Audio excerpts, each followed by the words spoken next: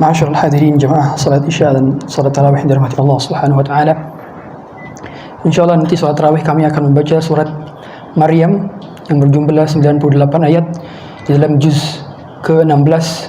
Dalam surat ini menceritakan kisah Ibunda Maryam yang mana wanita terbaik di alam semesta yang pernah Allah ciptakan adalah Maryam.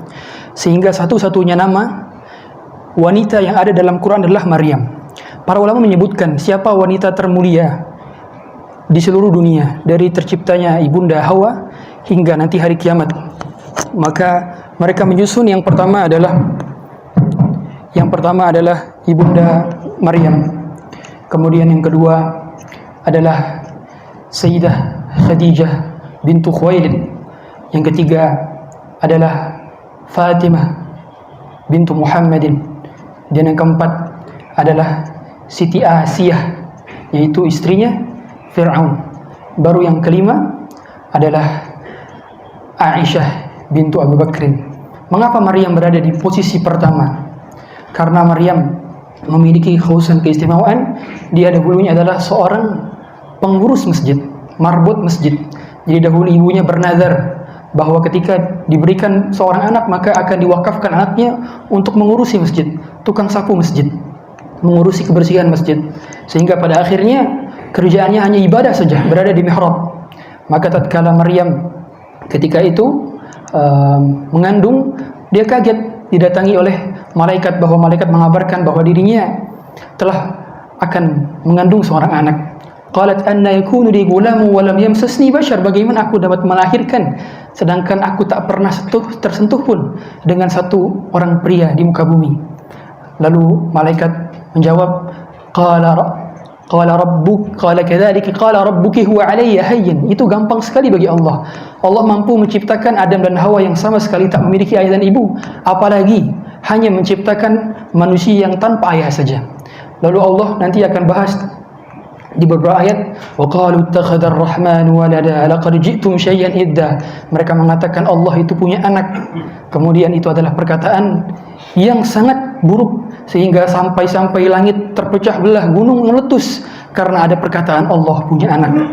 Sehingga akidah orang yang beriman harus tidak percaya dan harus mengkufuri perkataan bahwa Allah punya anak. Allah Maha Kuasa dan tidak mungkin Allah punya anak. Kemudian dibahas juga nabi-nabi, tentang Nabi Ibrahim di sini.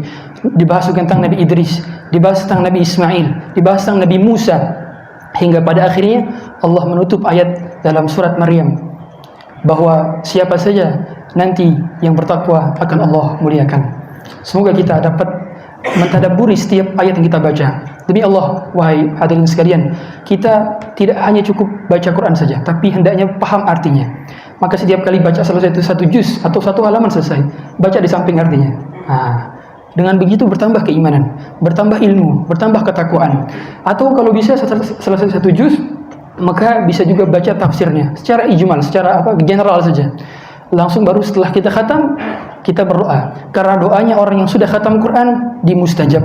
Sebagaimana dahulu amalan para salafus saleh, ketika mereka sudah khatam Quran, maka mereka berusaha untuk tukar-tukaran, saling meminta doa. Tolong doain saya.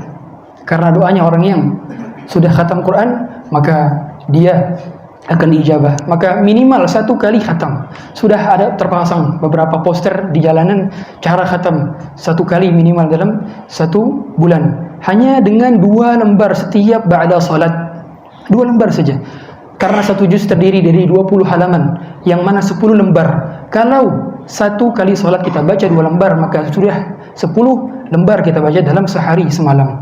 Dengan begitu kita bisa mengkhatamkan Quran, karena 1 huruf Quran itu bisa ternilai berkali-kali lipat. Wala aqulu alif lam mim harfun walakin alifun harfun wa lamun harfun wa mimun harfun. Tidak, 1 alif lam mim itu bukan 1 huruf, tapi alif huruf, lam huruf, dan mim 1 huruf. Dengan begitu kita melalui bulan Ramadan dengan penuh kebaikan. Subhanakallahumma bihamdik, asyhadu an la ilaha illa anta astaghfiruka wa atubu ilaik. Assalamualaikum warahmatullahi wabarakatuh.